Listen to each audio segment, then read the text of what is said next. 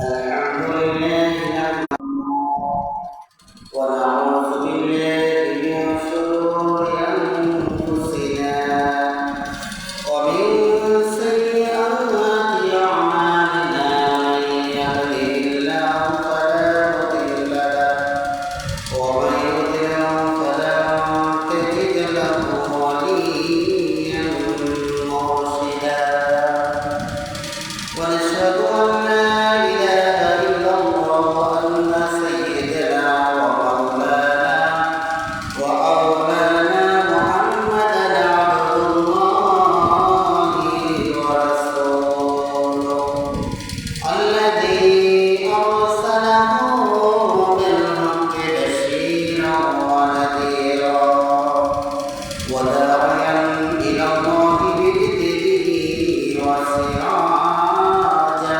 منيرا فقد قال الله تعالى في كلامه المجيد وفي فرقانه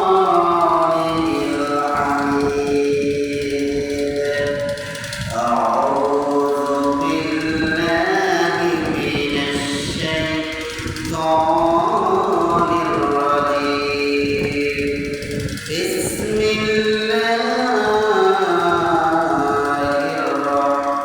الرحمن الرحيم ألم تر كيف فعل ربك بأصحاب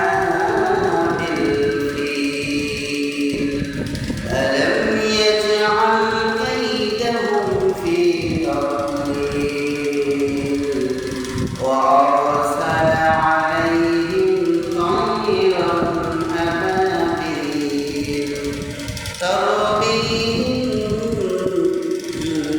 بحجارة من سجيل فجعلهم كعصف مأكول فقال تعالى شان رسوله مخبرا وآمرا إن الله وملائكته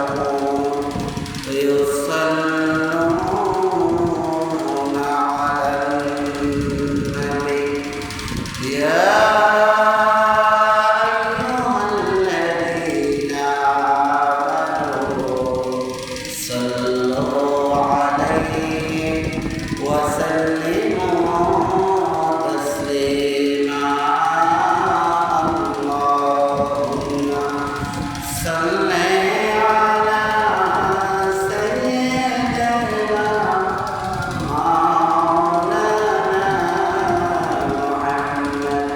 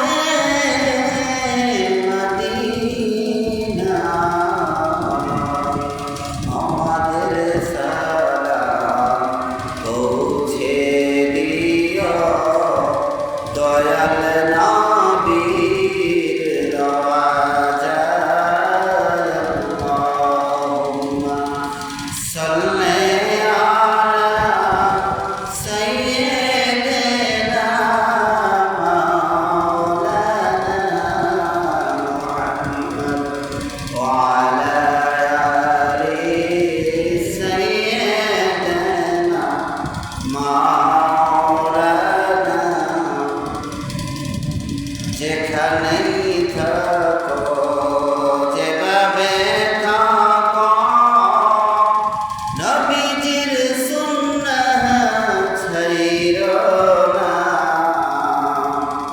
নবীজির সুন্নাহ না ছাড়িলে নবীজি তোমায় ছাড়বে না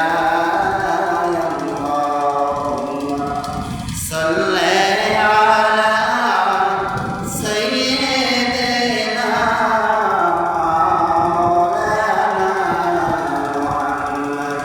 ওয়া আলা আলি সাইয়্যিদিনা মাওলানা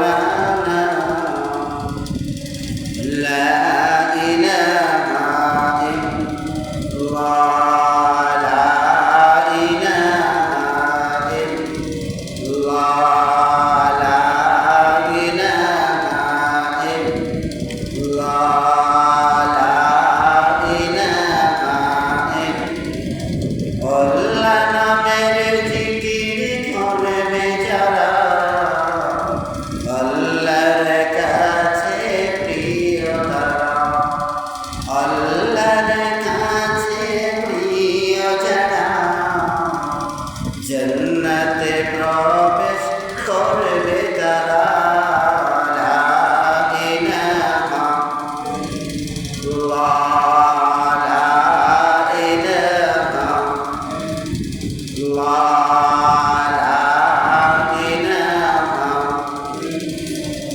حسبي ربي جل الله ما في قلبي غير الله نور محمد صلى الله لا إله إلا الله لا إله إلا الله لا إله إلا الله لا إله إلا الله محمد رسول الله صلى الله تعالى عليه وسلم সম্মানিত হাজিরিন আমরা আল্লাহ তাআলার দরবারে লাখ কোটি শুকরিয়া এর চেয়েও বেশি শুকরিয়া আদায় করেছি এই জন্য যে আল্লাহ দয়া করে মায়া করে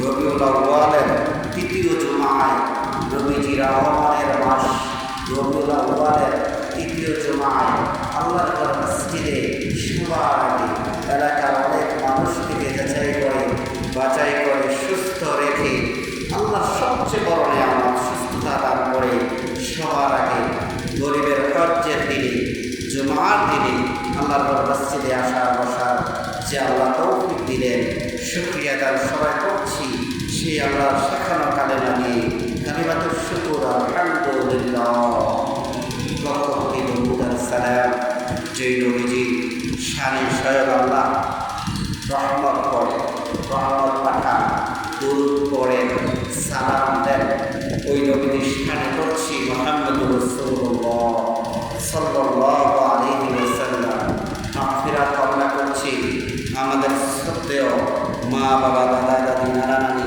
পূর্বপুরুষ যারা দুনিয়ার মায়া করে আলমে দরজার দুনিয়াতে কবরের জেল থেকে চলে গেছে আমরা সবাই দোয়া করছি আল্লাহ সবাইকে মাফ করে দেন সবাই করছি আমিন। আজকে খুতবাতে আমি একটি সূরা তেলাওয়াত করেছি সূরাটির নাম সূরা ফিল। সূরাটির নাম কি? সূরা ফিল। অনেকে নামাজের ভিতরে অনেক নামাজে পড়ে থাকে ঠিক না, কিন্তু আমরা অনেকে জানি না এই সূরাটা কেন নাযিল হলো ঠিক না। অনেকে আমরা জানি না এই সূরাটি কেন আল্লাহ নাযিল করলেন। কারণ রিজন একটা জরুরত একটা প্রেক্ষাপট আছে কি বলেন। এবং আমরা যা কেউ জানি না এই সূরার মধ্যে আল্লাহ কি মেসেজ দিয়েছেন পৃথিবীবাসীকে, দুনিয়ার মানুষকে আল্লাহ এই সূরার মাধ্যমে কি মেসেজ, কি বার্তা, কি সংবাদ দিয়েছেন, কি ঘটনা জানিয়েছেন সেটাও আমরা জানি। এই জন্য আমাদের নামাজগুলোতে আমাদের মন অন্যদিকে চলে যায়। কি বলেন? আমরা যে সূরা পড়ি নামাজের ভিতরে, যে দোয়া পড়ি, হ্যাঁ, ওই দোয়াগুলা সূরাগুলার অর্থ বাংলা অনুবাদ জানি না বিদায় আমাদের নামাজের ভিতরে আমাদের মন যদিও থাকে, আমাদের দেহ নামাজ মসজিদে আমাদের মন চলে যায় দাদা। কি বলেন? যদিও থাকে মসজিদের ভিতরে নামাজে আল্লাহ কুদরতি পায়ের সামনে, তো কিন্তু আমাদের মন চলে যায় বিদেশে। যদিও থাকি নামাজের ভিতরে নামাজরত অবস্থায়, কিন্তু আমাদের মন চলে যায় বাড়িতে। কি বলেন? একটি কারণ, সেটা হলো আমরা যে সূরা পড়ি নামাজের ভিতরে, ওই সূরার অর্থ, ওই সূরার বাংলা অনুবাদ জানি না, এজন্য। কি বলেন? এই সূরাটি আল্লাহ তাআলা দুনিয়ার মধ্যে আমাদের নবী, আপনার নবী, সমস্ত জগতের রহমতের নবী রাহমাতাল লিল আলামিনের কাছে এমন সময় নাযিল করেছেন, যেই বছরে নাযিল করেছেন, এমন 40 বছর বয়সে। কিন্তু এই ঘটনাটা, এই সূরার মধ্যে যে কথাটা, যে গল্পটা বলেছেন আল্লাহ, ওই ঘটনাটা ঘটাইছে রাসূলুল্লাহ সাল্লাল্লাহু আলাইহি ওয়াসাল্লাম 570 খ্রিস্টাব্দে 12ই রবিউল আউয়ালে দুনিয়ায় এসেছেন। ওই বছরে যেই বছরে রাসূলুল্লাহ সাল্লাল্লাহু আলাইহি ওয়াসাল্লাম দুনিয়ায় আসবেন, ওই বছরে, অর্থাৎ যখন আমাদের নবী মায়ের পেটে আছে, 570 খ্রিস্টাব্দে যখন মায়ের পেটে আছে, তখন এই সূরা ফিলের ঘটনাটা আল্লাহ ঘটাইছে। আর এই ঘটনাটা রাসূলের কাছে নাযিল করেছেন রাসূল যখন 40 বছর হয়েছে দুনিয়ায় এসেছেন, নবুয়তের দিন। ঘটনাটা কি? সূরা ফিলের নাযিলের প্রেক্ষাপট, শানে নজুল হইল যে বছর মুফাসসিরিন কিরাম আব্দুল্লাহ ইবনে আব্বাস রাদিয়াল্লাহু তাআলা বলেন, কোনো নবী, কোনো স্পেশাল কোনো পাওয়ার যদি আল্লাহ দুনিয়ায় পাঠাইতে চান, তখন ওই পাঠানোর আগে আল্লাহ একটা ইঙ্গিত বহ একটা ঘটনা দেখান। রাহমাতুল লিল আলামিন 313 জন রাসূল, 1,24,000 নবী আল্লাহ তাআলা লক্ষ লক্ষ কোটি কোটি বছরের ভিতরে পাঠাইলেন পৃথিবীর মানুষদেরকে হেদায়েতের জন্য। আর সমস্ত নবীদের নবী রাহমাতাল লিল আলামিনকে দুনিয়ায় পাঠাবেন এই বছরে, এই 570 খ্রিস্টাব্দে। এই বছরে রাহমাতাল লিল আলামিন রবিউল আউয়াল মাসে দুনিয়ায় আসবে। এই বার্তাবহ দিয়া একটা আশ্চর্য ঘটনা আল্লাহ ঘটাইলেন। সুবহানাল্লাহ।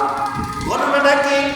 তখনকার জামানায় ইয়ামেনের রাজধানী সানা, ওই সানার গভর্নর ছিল আব্রাহা। ওই আব্রাহা দেখলো যে মক্কা মদিনায় সারা দুনিয়ার মানুষ হজ করতে যায়, আর যেই দেশে মানুষ বেশি আসা যাওয়া করে, ওই দেশের অর্থনৈতিক অবস্থা একটু ভালো হয়ে যায়। আব্রাহা ইয়ামেনের রাজধানী সানার গভর্নর ছিলেন তখনকার জামানায়। তিনি দেখলেন মক্কা মদিনায় মানুষ হজ করতে যায় প্রতি বছরে, বড় হজ, আবার উমরা করতে যায় পুরো বছরে। দেখলেন মক্কা মদিনায় অর্থনৈতিক অবস্থা চাঙ্গা, অর্থনৈতিক অবস্থা খুবই ভালো। এই জিনিসটা দেখে আব্রাহা ছিল মুসলমান, কিন্তু তার অহংকার বশত সে চিন্তা করলো, অহংকার বশত, কিন্তু সে মুসলমান ছিল। কোন বছরের সময়টাই না, যেই বছর যেই সালে রাহমাতাল লিল আলামিন দুনিয়ায় আসবেন, কিন্তু আসেন নাই। এই বছরে আসবেন নবীজি 570 খ্রিস্টাব্দে। তখন ইয়ামেনের রাজধানী সানার গভর্নর আব্রাহা চিন্তা করলো, অহংকার করলো, সে মুসলমান ছিল, যে হ্যাঁ মক্কা মদিনায়, আরব শহরে, সৌদি আরবে সারা পৃথিবীর মানুষ বছরে হজ করতে যায়, হাজার হাজার টাকা দিয়ে, হাজার হাজার ব্যবসা বাণিজ্য হয়, অর্থনৈতিক অবস্থা খুবই ভালো।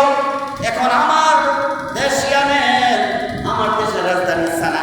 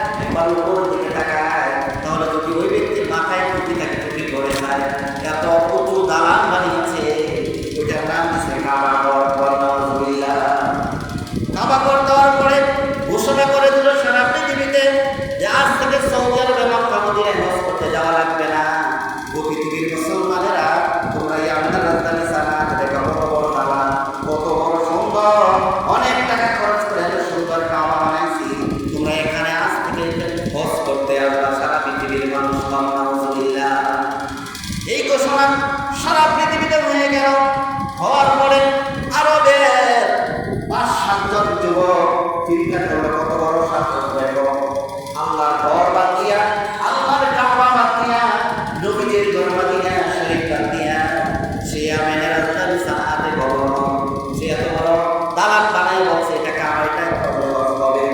কি করলো তারা? খেপে গেল। ওই আরবের ৫-৭ জন যুবক তারা ওই ইয়ামেনে চলে গেল, যে বলল হে গভর্নর আব্রাহা, আমরা আপনার কাবা ঘরের খেদমত করতে চাই। তারা সঠিক কথাটা বলল না, বলে আপনার কাবা ঘরের খেদমত হিসাবে আমাদেরকে সেবা, আমাদের সেবা দেওয়ার জন্য আমাদেরকে রেখে দেয়।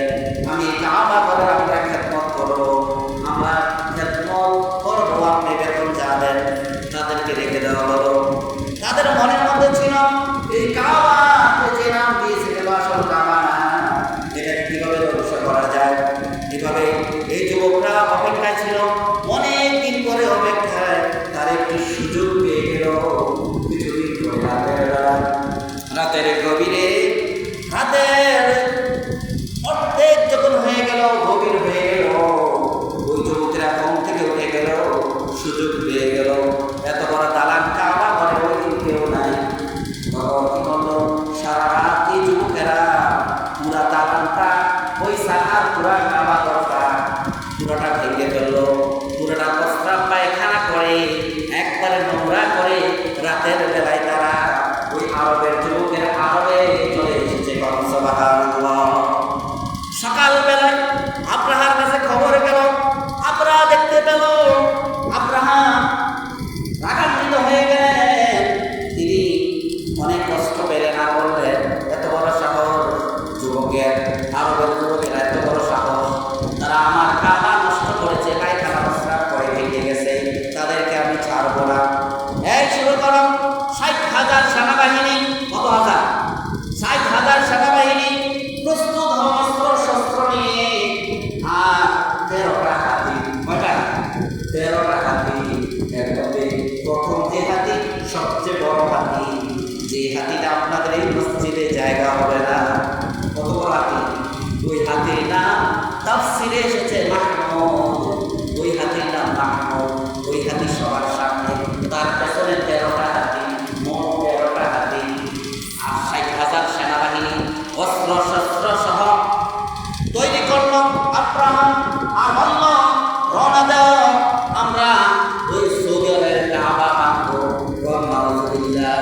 কত বড় সাহস! আমার মুসলমান চিন্তা করছেন যে আরবের যুবকেরা আমার সানার কাবা ঘর ভাঙছে, আমিও তাদের কাবা রাখবো না, আমিও মক্কার কাবা ভাঙবো। রেডি করলেন ৬০,০০০ সেনাবাহিনী, অস্ত্র শস্ত্র সহ ১৩টি হাতি। শুরু করলো রওনা দিল। রওনা দিতে দিতে দিতে দিতে সৌদি আরবের কাছাকাছি তারা ঢুকে পড়ল। এমন সময় দেখলো কিছু উট চড়াই দিয়ে রাখছে আব্দুল মুত্তালিব। তার প্রায় ২০০ উট ছিল। কয়শো? ২০০ উট ছিল আব্দুল মুত্তালিবের। রাসূল তখনও দুনিয়া আসেন না, ওই বছর দুনিয়ায় আসবেন ৫৭০ সালে। ওই বছর তিনি আসবেন দুনিয়ায়, দুনিয়া আসেন না। রাসূল দুনিয়ার আসার আগে এত বড় একটা মর্মান্তিক ঘটনা। যখন ২০০ উট দেখলো, ওগুলাকে ৬০,০০০ সেনাবাহিনী তাদের ঘিরে লেগেছে। তারা কিছু জবাই করে খাওয়া শুরু করে দিল। এমন সময় খবর চলে গেল আব্দুল মুত্তালিবের কাছে। ও কাবা ঘরের মুতাওয়াল্লি! কোথার মুতাওয়াল্লি? কাবা ঘরের মুতাওয়াল্লি। রাসূলের দাদা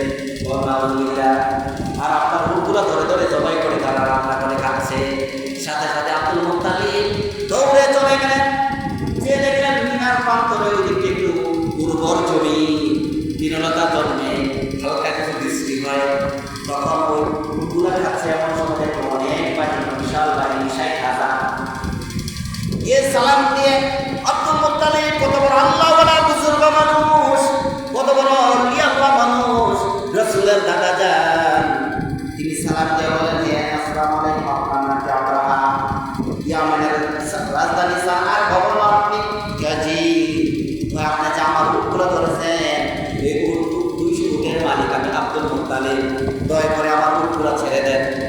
তখন গভর্নর আব্রাহা বলল, আমি শুনেছি আব্দুল মুত্তালিব কাবাগরের মুতাওয়াল্লি, আপনি বড় বিচক্ষণ ব্যক্তি, বড় জ্ঞানী ব্যক্তি, কিন্তু দেখলাম আপনার কথাবার্তায় একবারে আমার প্রতি বিশ্বাস উঠে গেছে। কই কেন? কই আমরা কাবাগর বাঁধতে আসছি, এই ব্যাপারে তো আপনি কিছুই বলেন না, অথচ আপনি তো কাবাগরের মুতাওয়াল্লি। সুবহানাল্লাহ। কথা বোঝা যায়? কথা বোঝেন? আপনার কাবাগরের মুতাওয়াল্লি, আপনাকে খুব বুজুর্গ জ্ঞানী মানুষ আমি জানতাম, শুনেছি, কিন্তু আপনি কাবাগরের কোনো কথাই বললেন না, শুধু 200 আপনার উটের কথা বললেন। আব্দুল মুত্তালিব উত্তরে তিনি বললেন, আব্রাহাম, সামার গভর্নর, শুনেন শুনেন, এটা যে আল্লাহ কাবাগর আপনি ভাঙতে যাচ্ছেন, ওই কাবাগরের সাধারণ মুতাওয়াল্লি মুসল্লি আমি, কিন্তু ওই কাবাগর হেফাজতের দায়িত্ব আমি পারবো না।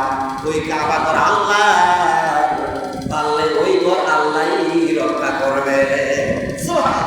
কত সুন্দর কথা যে আমি এই 200 আমার জিম্মাদারি, এগুলো দিয়ে আমি চলি খাই, এগুলো আমার দায়িত্ব, কিন্তু আল্লাহর কাবাগর, এত বড় কাবাগর, এটা তো আমি হেফাজত করার আমার ক্ষমতা নাই। এই কাবাগর আল্লাহ, আল্লাহই পারলে হেফাজত করবে। তারপর 200 দিল। আব্দুল মুত্তালিব তাড়াতাড়ি চলে আসলেন।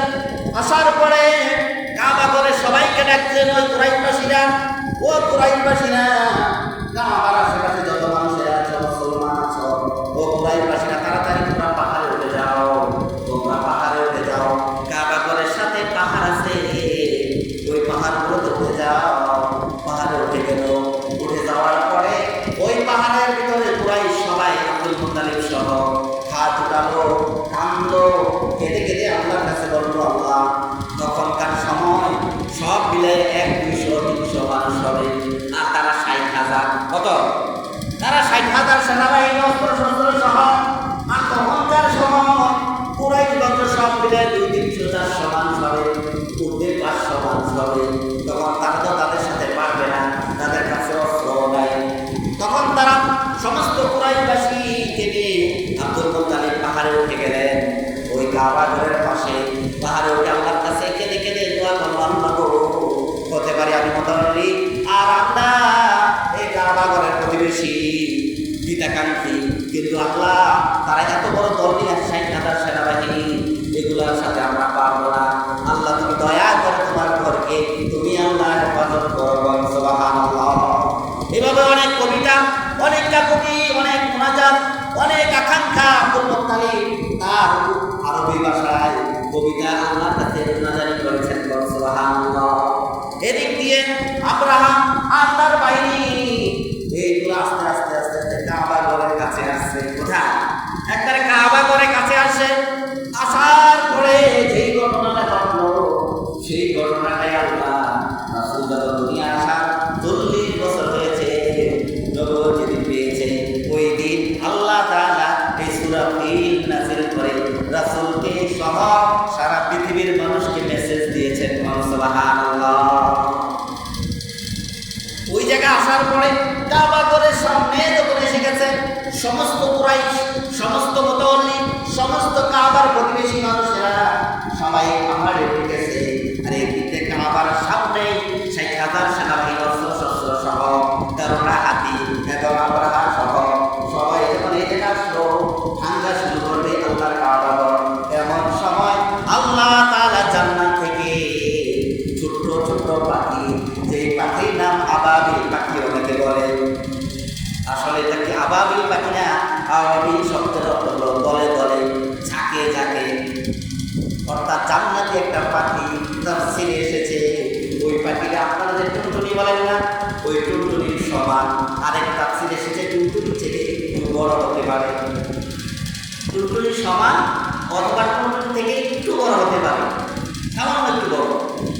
ওই পাখিটার মধ্যে আল্লাহ তাআলা জান্নাত থেকে পাঠিয়ে পাঠালেন, আবাবিল যাও।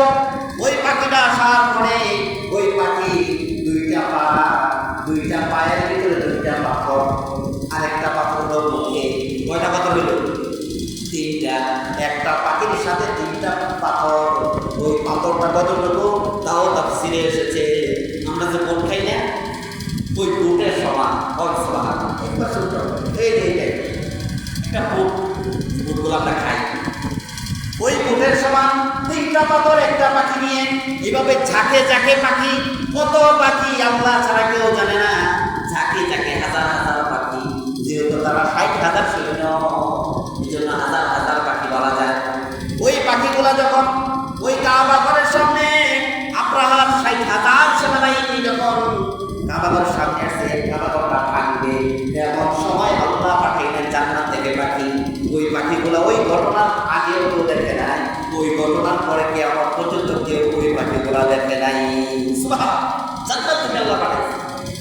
ওই পাখিগুলা এসে যখন ওই তারা 3টা করে পাথর, ওই পাথরগুলো যখন ছেড়ে দেয়, তাদের কাজ হলো 3টা যে পাথর আছে ওই পাথরগুলো তারা 2টা পা থেকে ছেড়ে দিল, মুখ থেকে ছেড়ে দিল, আর ওই পাথরটা যাইয়া একটু খালি জায়গায় পড়ে নাই। সুবহানাল্লাহ, ওই পাথরটা যাইয়া ওই যে সেই 60,000 সেনাবাহিনী তাদের উপরে পড়ছে, যেখান দিয়ে পড়ছে ওইটা নিচে দিয়ে বেরিয়ে মাটিতে পড়ে গেছে, এখানে পড়ছে নিচে দিয়ে পড়ে গেছে, এখানে পড়ছে দিক দিয়ে বাড়িয়ে জমিনে পড়ে গেছে। অর্থাৎ এত পাওয়ারফুল ছোট্ট পাথর, আল্লাহর জান্নাতি পাখির পাথর, যেখানে পড়ছে ছিদ্র হয়ে এদিকে ঢুকছে ওদিকে অফুট হয়ে বেরিয়ে গেছে। আল্লাহু আকবার, কত পাওয়ারফুল ছোট্ট একটু পাথর, আল্লাহর জান্নাতি পাথর। সাথে সাথে এভাবে ওই ঘটনাটা যখন ওই ঘটনা আল্লাহ জানাইছেন, আলাম তারা কাইফা ফাআলা রাব্বুকা বিআসহাবিল ফিল। আল্লাহু আকবার, আল্লাহ বলছেন, ও নবী আপনি কি জানেন না, আপনি কি শোনেন নাই, আপনি কি দেখেন নাই, আপনার রব হস্তি বাহিনীর সাথে কি আচরণ করেছিলেন। সুবহানাল্লাহ।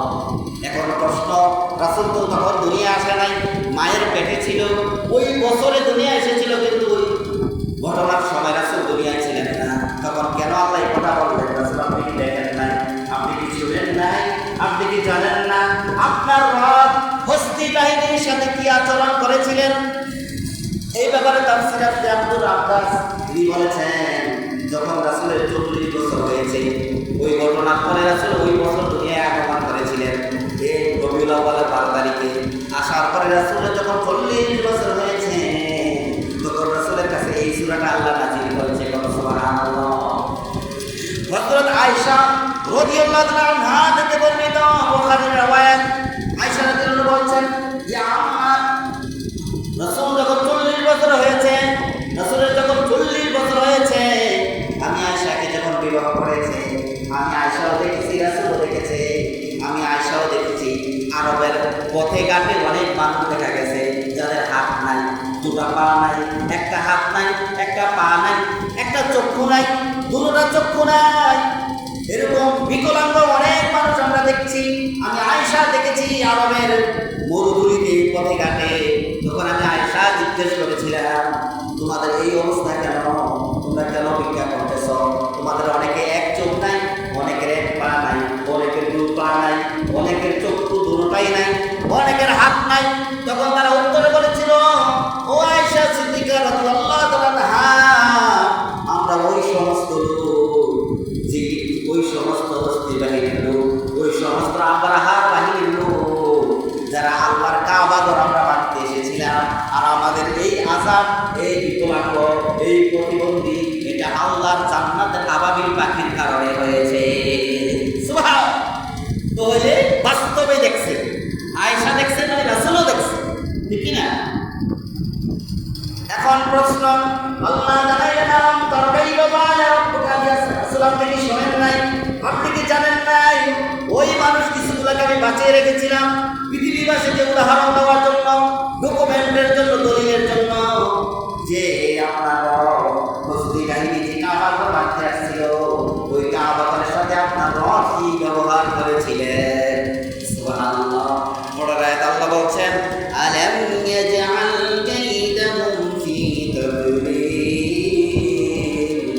হে রাসূল আপনি কি জানেন না, আপনি কি জানেন না আপনার ওই হস্তি বাহিনী যে চক্রান্ত করেছিল, ওই চক্রান্ত কি নস্যাৎ করে দেন না, তাদের চক্রান্ত কি ব্যর্থ করে দেন না আপনার। তারা কি চক্রান্ত চক্রান্ত করেছিল যে আল্লাহর কাবা ঘর ভেঙে ফেলবে। তারা নিজেরা কাবা বানিয়েছিল ইয়ামেনের রাজধানী সানাতে, ওখানে তারা হজ করবে। তারা যে খারাপ অহংকার বশত যে চক্রান্ত করেছিল, আপনার রব তাদের বস্তি বাহিনী চক্রান্ত কি ধ্বংস করে দেন নাই। আমরা অনেক নামাজে পড়ি কিন্তু এটা অর্থটাই জানি না। এই জন্য আমাদের মন শয়তানে ডিভাইডিং করে অন্যদিকে ট্রান্সফার করে দেয়। কি বলে? এই জন্য নামাজে মনোযোগী নেই, এই জন্য নামাজের দ্বারা কিছু পাই না, ঠিক না? তারপরে আল্লাহ বলছেন ওয়ারসালা আলাইহিম তাইরান আবাবিল। আল্লাহ বলছেন হে রাসূল, সেই দিন আপনার রব যাকে যাকে পাখি বানিয়েছিলেন, যাকে যাকে আবাবিল পাখি বানিয়েছিলেন। আর পরে আয়াত আল্লাহ বলছেন তারবিহিম বিহিজারাতিন মিন সিজ্জিল। আর তাদের হাতে তাদের দুই পায়ে এবং মুখে পাথর দিয়েছিলেন, ওই পাথর আবাবিল পাখি নিক্ষেপ করেছিল তাদের উপরে। সুবহান। তারপরে আয়াত বলছেন ওয়ারসালা আলাইহিম তাইরান আবাবিল তারবিহিম বিহিজারাতিন মিন সিজ্জিল। তাদের পাথর নিক্ষেপ করেছিল তাদের উপরে।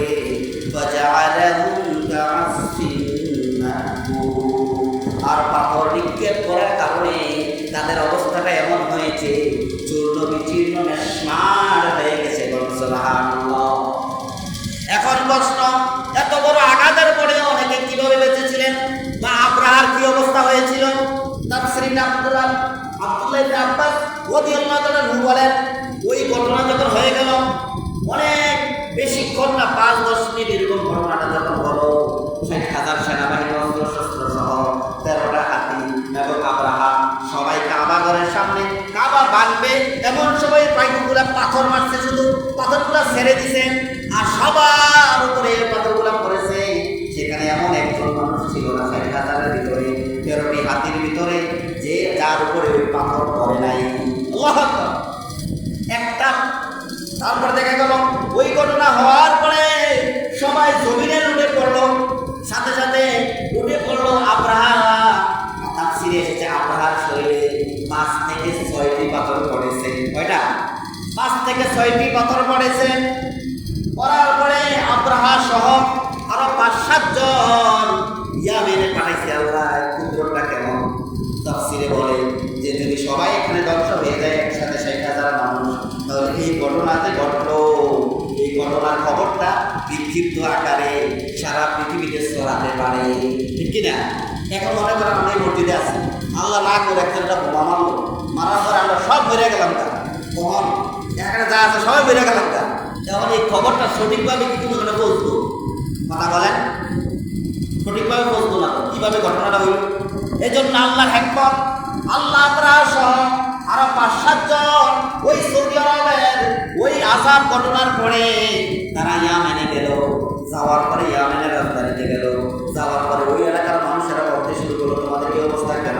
তুমি তো গভর্নর ছিলে, কত পাওয়ারফুল মানুষ ছিলেন, এই ঘটনা আমরা ভুল করে বুঝতে পারি নাই, অহংকার বশত আমরা কাবা ঘর, আল্লাহর কাবা ঘর ভাঙতে গেছিলাম, আমাদের জান্নাতি পাখি এসে ছোট ছোট পাখি এসে ছোট ছোট পাথর শুধু ছেড়ে দিছে আর আমাদের সবাই এভাবে ধ্বংস হয়ে গেছি।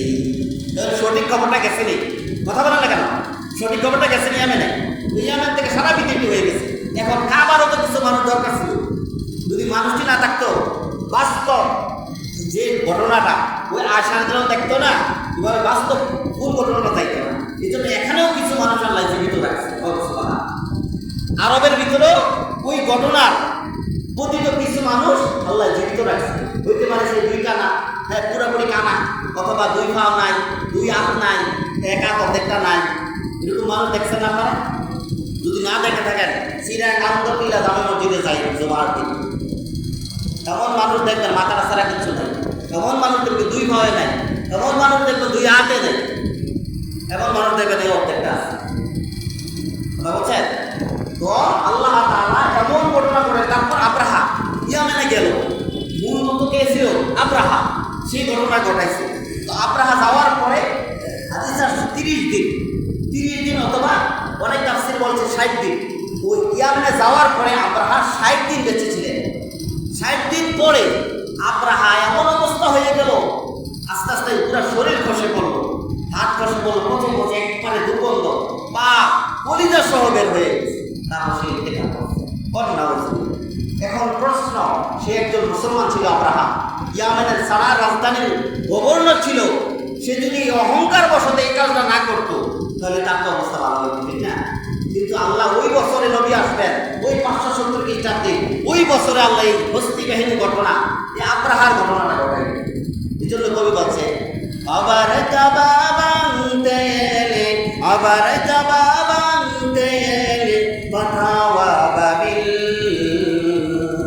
দাও খোদা দাও আমায় আবার ওমর দারাজ দিল, দাও খোদা দাও আমায় আবার ওমর দারাজ দিল, দাও খোদা দাও আমায় আবার ওমর দারাজ দিল। ঠিক কিনা? এই জন্য সে মুসলমান হিসাবে এই অহংকার আর লোভ, এই দুই জিনিস খুবই খারাপ। কি বলে? খুবই খারাপ এই দুই জিনিসটা, লোভ আর অহংকার খুবই খারাপ। সে লোভ করছে যে সৌদি আরবে কাবা প্রত্যেক বছরে সারা পৃথিবীর মানুষ হজ করে, অনেক অর্থনৈতিক তারা লাভবান হয়, আমরা সানাতেও করবো, সানাতেও উন্নত কিনা? ওই নবীজি আসার পরে 40 বছর পরে যখন নবুয়ত পাইছে নবীজি, তখন এই সূরাটা, সূরা ফিলটা রাসূলের হাতে আল্লাহ জানাই দিলেন। সারা পৃথিবীবাসী কেমন পর্যন্ত এই মেসেজ আল্লাহ দিয়ে দিলেন যে কেউ সীমালঙ্ঘন করবা, অহংকার করবা, লোভ করবা, তাদের এই আব্রাহার মতো পরিস্থিতি হবে, আব্রাহার মতো তোমার এই ভয়ঙ্কর তোমার পরিণাম হবে। কি অবস্থাটা হয়েছে কেমন! আর এই ঘটনাটা আল্লাহ এমনভাবে এই সূরা ফিল নাযিল করে, এমনভাবে মানে চক্ষুষ বাস্তবিক করে দিলেন আল্লাহ, যেই হন এই ঘটনাটা, যেই সূরা ফিল অর্থবহভাবে তেলাওয়াত করতে পারে, অর্থ জেনে, এবং যেই ঘটনাটা শুনে এমনভাবে এটা বাস্তবিক করে দিচ্ছে আল্লাহ এই সূরা ফিলের মাধ্যমে, মনে হয় যেন কিছুদিন আগে ঘটনাটা ঘটছে। মনে হয় যেন কিছুদিন আগে এই ঘটনাটা ঘটছে, অথচ আজকে কত বছর, কত বছর? প্রায় 1500 বছর আগের ঘটনা। যেদিন রাসূল দুনিয়া আসে, যেই বছর 570 খ্রিস্টাব্দে, ওই বছরের এই ঘটনাটা আল্লাহ ঘটাইছে। আর সূরাটা নাযিল করেছিলেন এই ঘটনা ঘটা 40 বছর পরে, অর্থাৎ রাসূলের 40 বছর পরে। এই জন্য আমাদের এই মেসেজ যে আমরা যে অবস্থায় থাকি না কেন, আমরা যেন অহংকার আর লোভ এই দুইটাকে যেন আমরা হটিয়ে রাখতে পারি, আমরা তো আমাদের অবস্থা খুব খারাপ হবে, খুবই খারাপ হবে। এই গতদিন খবর শুনলাম, ভূমিমন্ত্রী, নাম শুনছেন? আওয়ামী লীগের ভূমিমন্ত্রী, ওনার 360টা বাড়ি, কয়টা? 360টা বিশাল বাড়ি, বাহিরে টাকা, ব্যাংক, কোম্পানি পীড়িত হবে, বাড়ি আছে 360টা বাহিরে। আপনার মতো যে টিনের ঘর বা মাটির ঘর এরকম না, বা একতলা 2তলা এরকম না, ভুল বললাম? এগুলো কি লোক? 360টা বাড়িতে থাকতে পারবো, তাই এটি হাতে খাইয়া দুনিয়াতে মরতে পারবো? কথা কম হবে। এই জন্য আমাদের লোভ আর অহংকার থেকে আমাদেরকে মুক্ত হতে হবে যদি আমরা বড় হতে চাই, যদি আমরা সফলকাম হতে চাই। লোভ আর অহংকার থেকে আল্লাহ যেন আমাদের সবাইকে হেফাজত করে। সবাই আল্লাহুম্মা আমিন। যারা সুন্নাত করেন নাই, মেহেরবানি করে জায়গা